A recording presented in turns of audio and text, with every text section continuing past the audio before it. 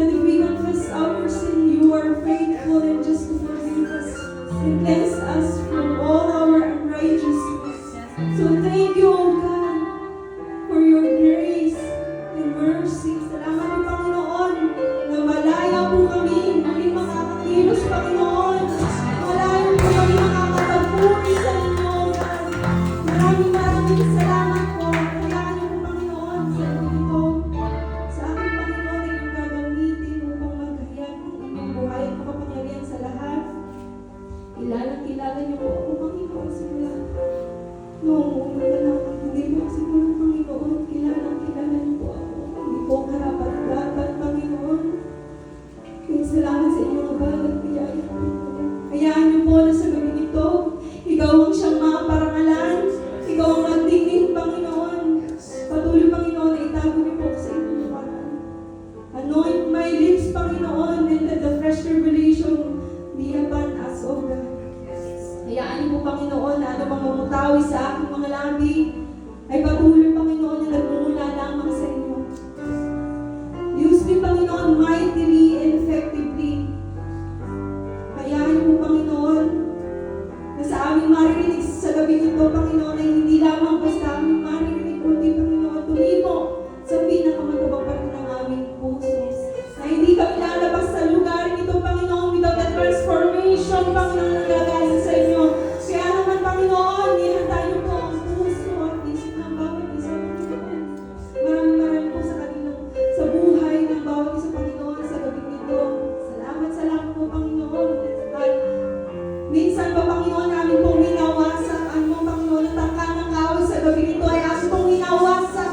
Hallelujah, Jesus, hallelujah. Kaya naman, patuloy namin inaangkin, the victory upon victory. Salamat po, Panginoon, muli. Sa iyo po namin binabalik lahat ng pumuri. Pasasalamat sa pangalan ni Jesus. Amen. Isang mapagpalang muli po sa ating lahat.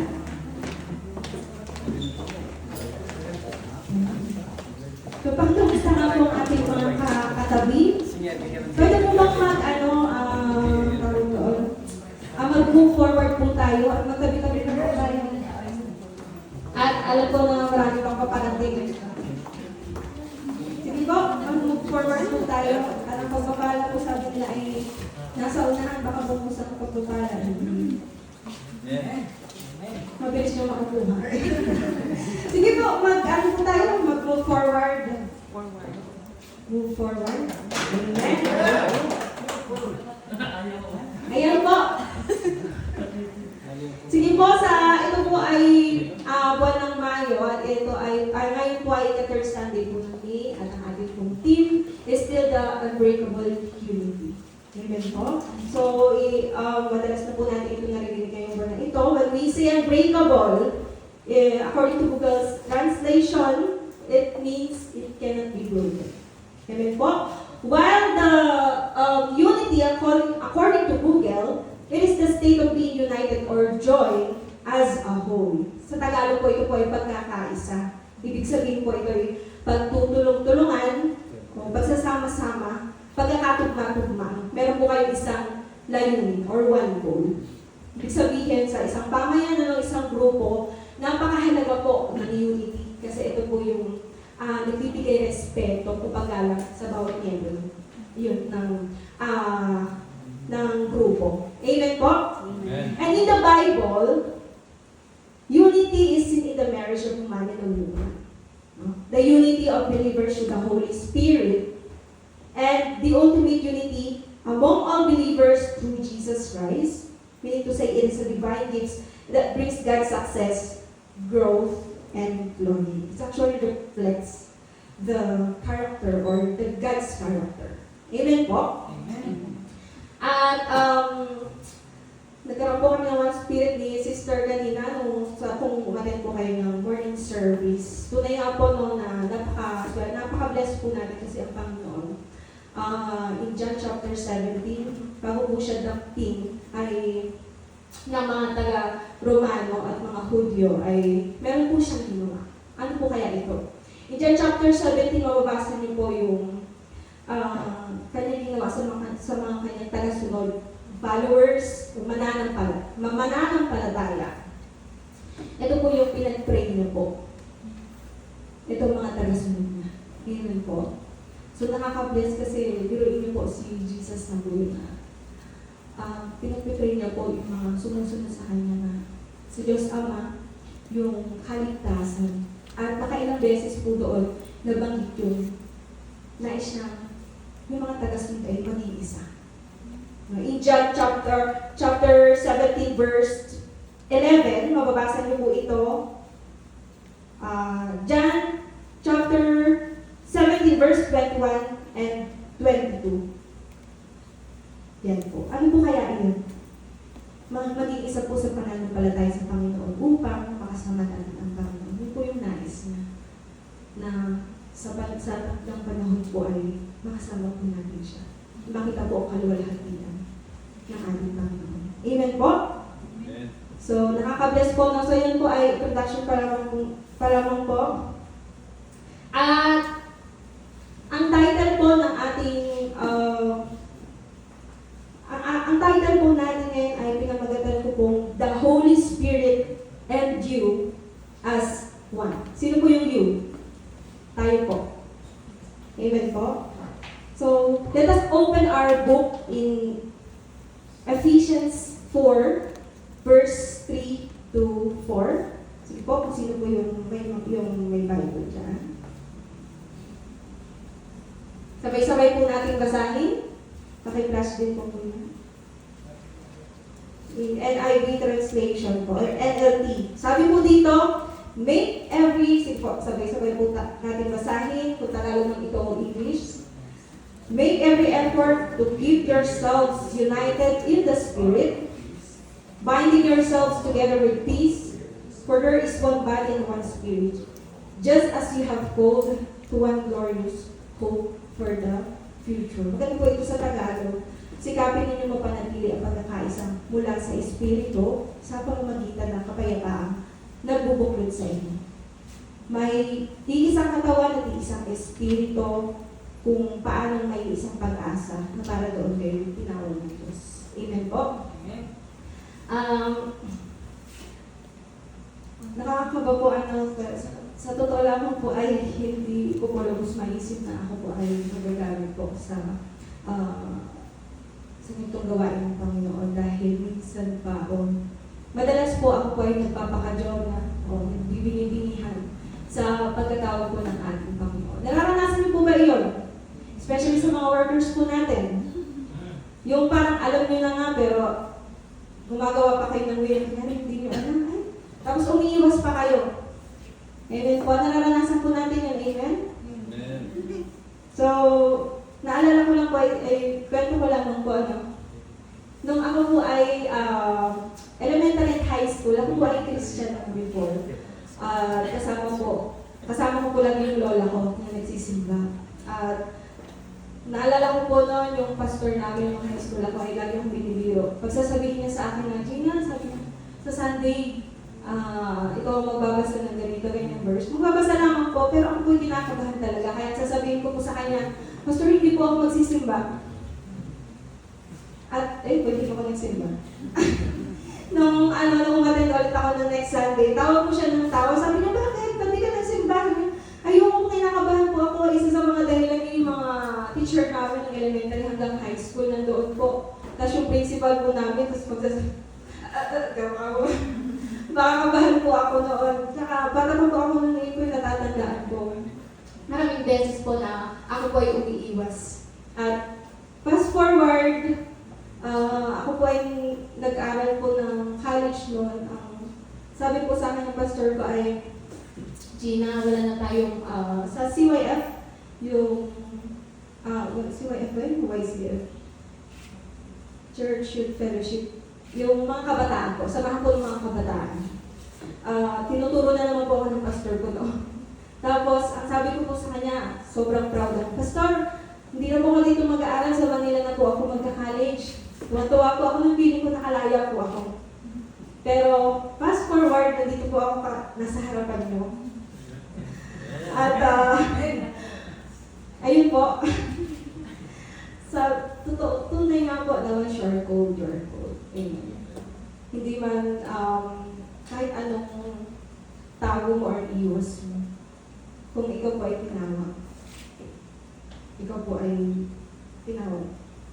Katulad po ni John. Ano po, alam niyo po yung kwento ni John. Alam ko po na marami po sa atin, inutusan po siya ng ating Panginoon na pumunta sa Nineveh. Pero nagpasya po siya natakasan si Yahweh. Kaya naman, nagpunta siya sa sumakay siya ng barko patungo ng Tarsus. Pero ano pong nangyari? Ano po? Tinawag po siya sa dagat na kinain po ng malaking isda or dambuhaling isda. So ang ginawa po niya ay nag-pray po siya at nangako po sa Panginoon na tutuparin niya na po yung inutos na ating Panginoon. Amen po. So, ganun din po tayo, kaya nga po tayo magkakasama dito. Amen po. May mga pagkakataon nga po na pagod tayo, pero kaya po natin yan. Amen? Amen. Kasi, sabi niya nga po in Jeremiah 29:11, ito pong aking life verse sa NIV. For I know the plans I have for you, plans to prosper you and not to harm you, plans to give you hope and a future. Amen po. At nagpapasalamat po ako sa Lord dahil nagkaroon po ako ng dito po sa Taiwan nagkaroon po ng genuine relationship. Yung tunay na pagkilala po sa Kanya. Na sa aking pagsunod kasi, dati nung bago lang po ako dito sa Jela, trip ko lang po na every Sunday ay kumpletuhin ko po yung pag-attend ko. Pero glory to glory na bago po ako ng Panginoon. Amen po. Sige po, napakaseryoso naman po ng ating mga kapatid. Sometimes po, tulad ng sinabi ko kanina, nagkakaroon po tayo ng kapaguran. Sometimes we are tired. Minsan pinabaliwala natin yung ating Panginoon sa pangungusap sa atin, pangungusap ng banal na Espiritu. Minsan nag-enjoy na tayo sa labas. Amen po. Kaya naman,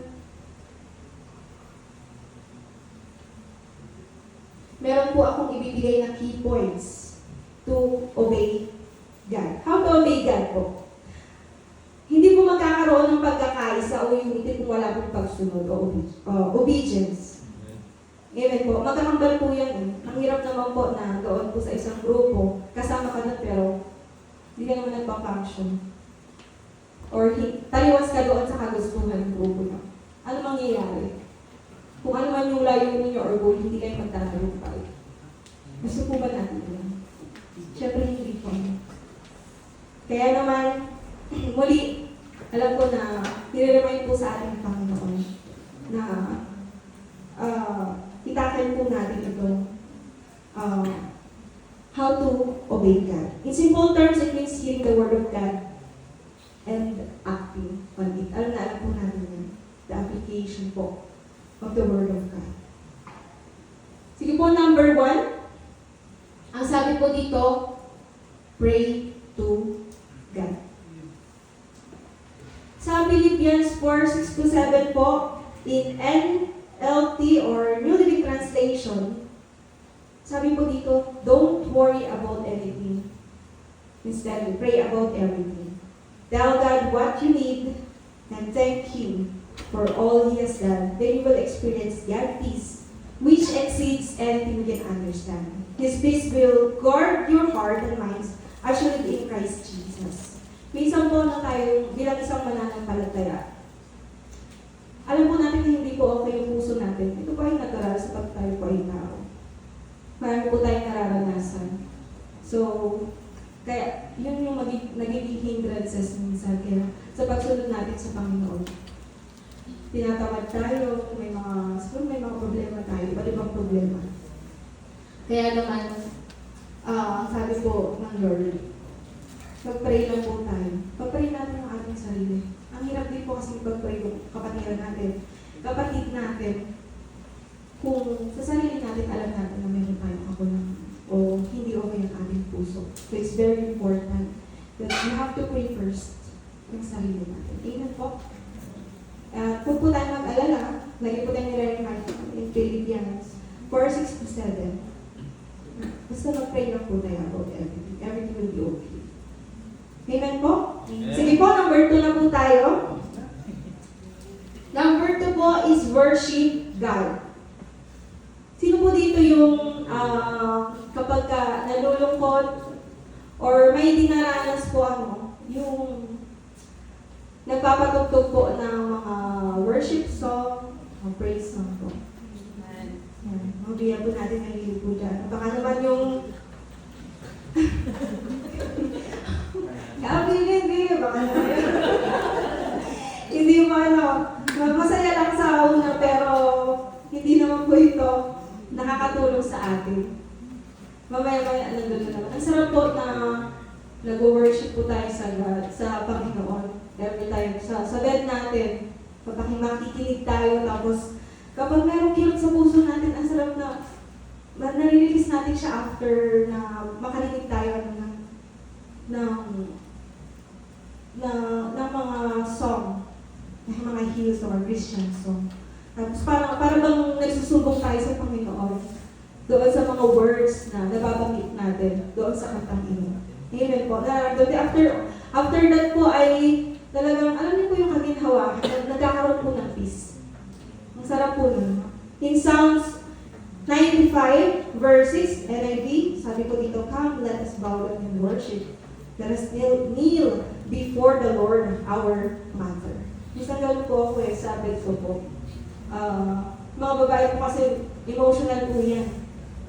May times na nakakaramdam po kami ng kalungkutan at tip ko po, ayun, makinig po ng mga worship song, and then, pwede naman po na yung sabi, then, wala naman po nakakakita, kahit na humabulbul ka sa patiya. Masarap po sa feeling ng ganun. So, it really helps a lot po na makarinig po tayo ng mga encouragement na music sa salita ng ating Panginoon.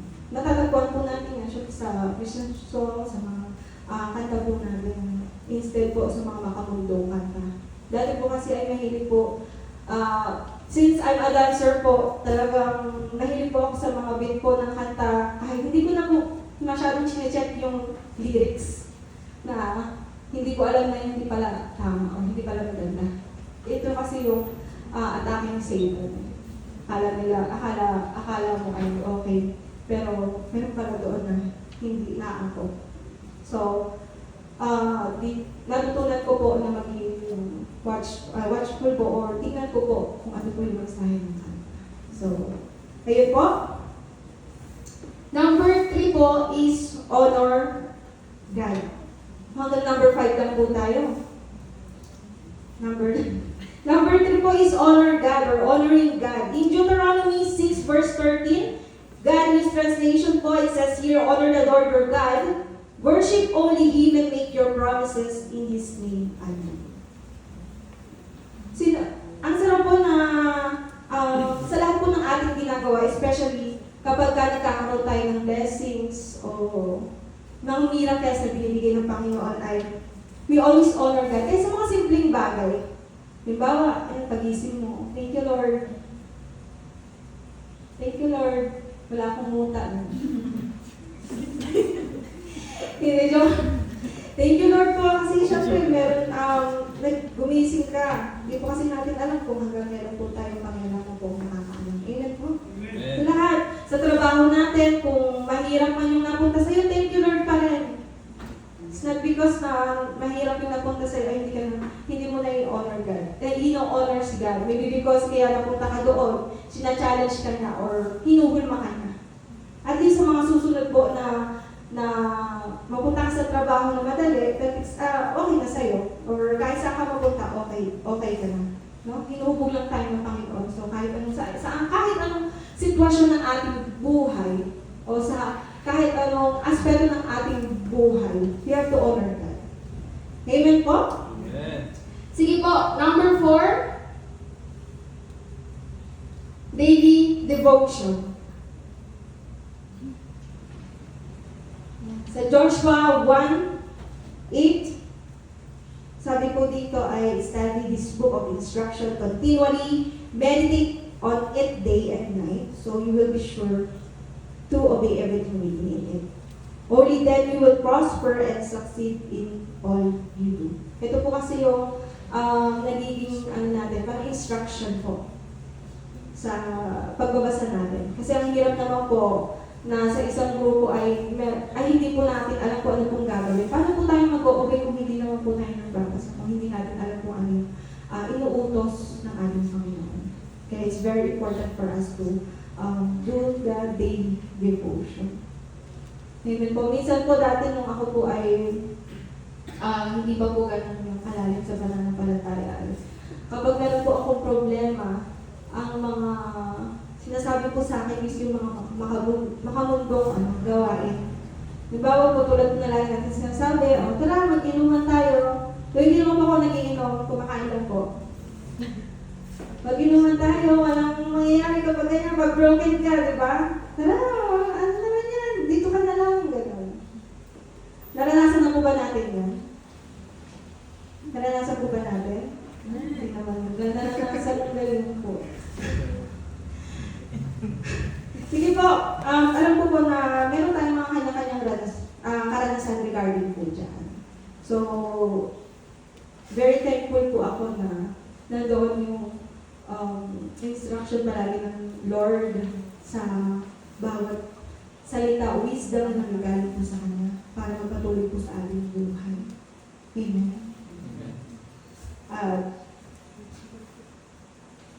Sa number 5 po, prioritize Him or prioritize our God in all aspects of our life.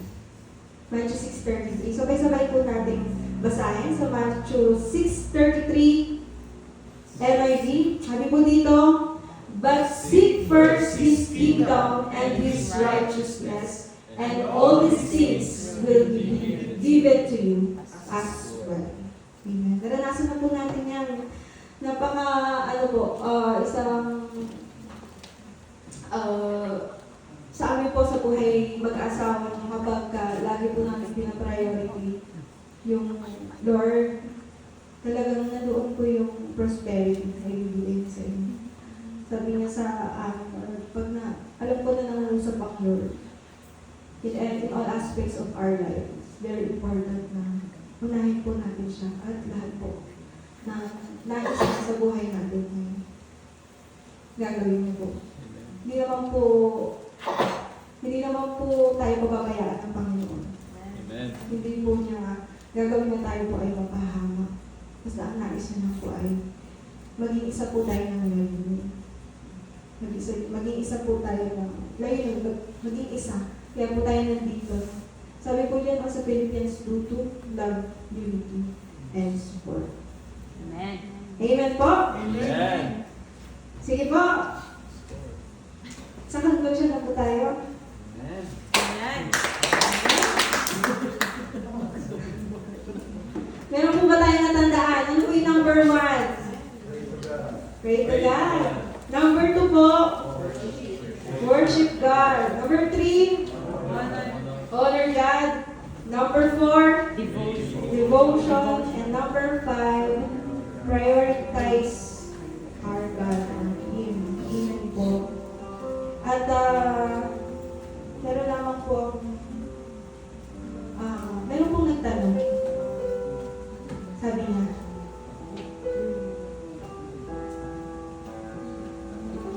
alam niyo po mga kapatid, the secret of obedience is love the Lord with all our heart, with all our mind, with all our soul. So when you love the Lord kasi, you can also love others. You can love yourself. And it is easy for you to obey God, to pray, to worship Him, honor Him, and reading His Word, communicate with Him, seek and prioritize Him in all aspects of our life. May nagtanong po, sabi niya in Matthew 22:36, Guro, alin po ang pinakamahalagang mag-utos sa kautusan. Sumagot si Jesus.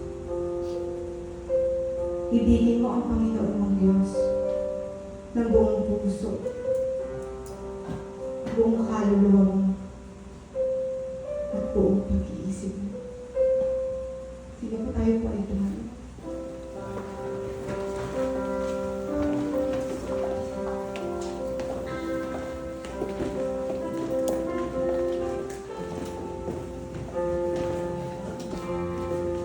Mga kapatid, kumusta po ang relasyon po natin sa Panginoon? Alam niyo po, napakaswerte po na bilang isang mananampalataya. Alain niyo po, ipinanalangin po tayo ng ating Panginoon na si Jesus, ng ating kaligtasan, na tayo magkaisa, maging isa sa pananampalataya. Marami tayo po ay nakakaramdam ng kapalaran, kahinaan, may problema na maaaring maging epekto para sa ating pagsunod. Para hindi tayo maging functionable sa isang yun. O dito na lang ulit church. Ang hirap po na, pero nakakahirap po na parang pabigat po tayo. Tandaan po natin kapatid na mahal tayo ng Panginoon. Napakabuhay po niya.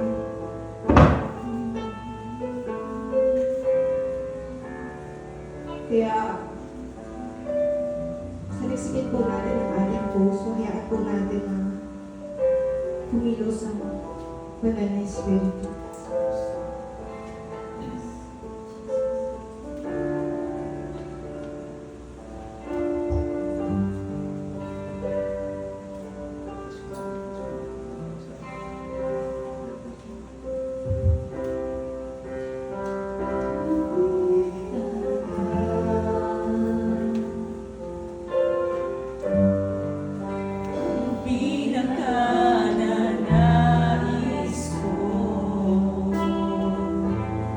Let's worship the Lord.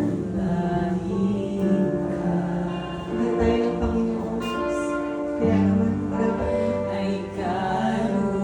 ibigay sa Kanya. Siya lang ang ating pinakamahal sa ating buhay.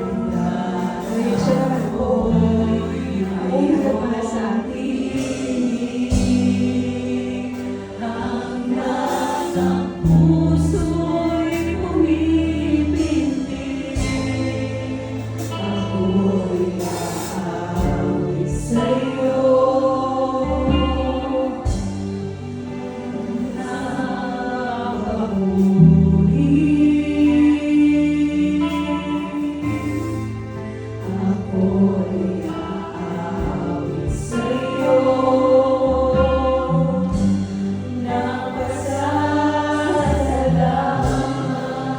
So let us declare that we love our Jesus Christ.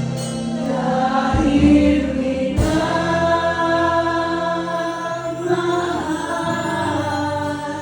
pinakamamahal kita. Pinakamamahal kita. Sa buhay ko'y walang iba. Sa puso ko'y nag-iisa. Aking Jesus, maghari ka. Pinanamahal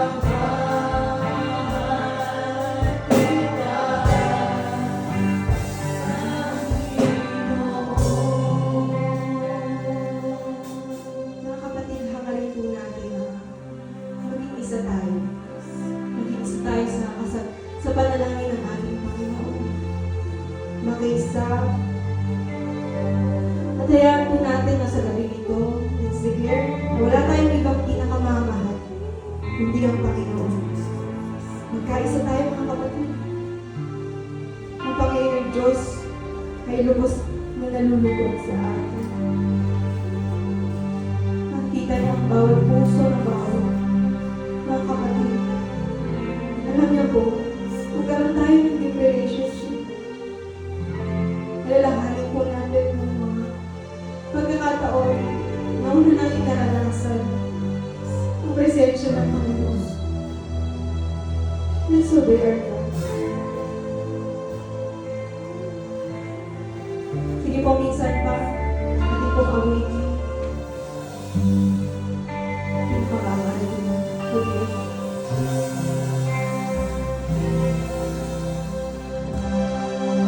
Hindi po natin ito ang buong puso.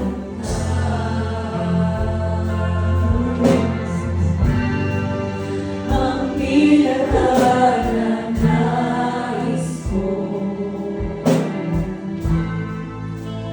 sa Panginoon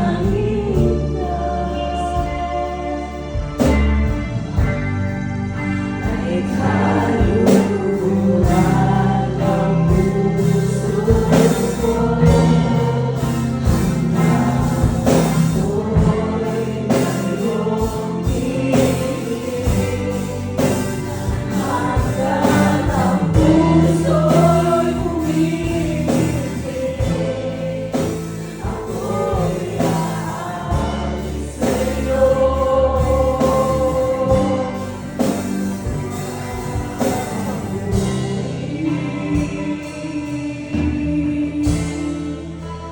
Ako'y aalis sa'yo.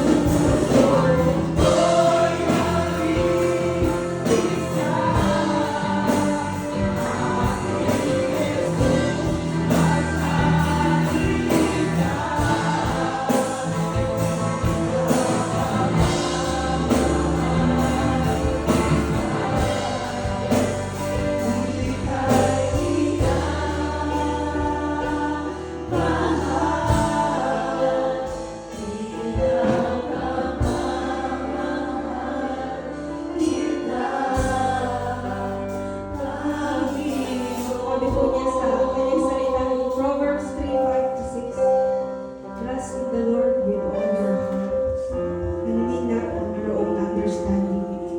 In all your ways, submit to Him, and He will make your paths straight. Tiwala lang po tayo sa Panginoon. Sige po, minsan pa, let's declare that we love Jesus. Wala tayong ibang pinakamamahal sa ating Panginoon. Sabay-sabay po tayo.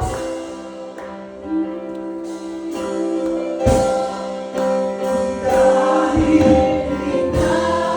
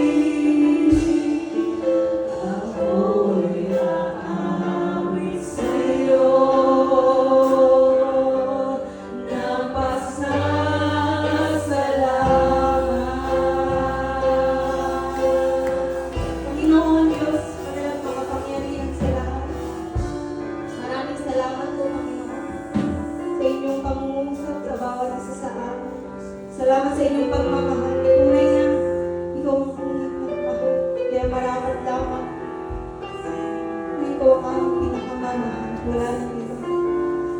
Dahil ikaw ang Diyos. Salamat, Panginoon, sa iyong buhay at makapangyarihan sa salita. For always reminding us, O God, ng salita ito, Panginoon, ang mga dahilan kung bakit narito kami. Kung bakit, Panginoon, we born again, Panginoon. And the transformation sa buhay namin ay nakikita. Salamat po, Panginoon. We love you. We honor you, O God. Patuloy ng Panginoon.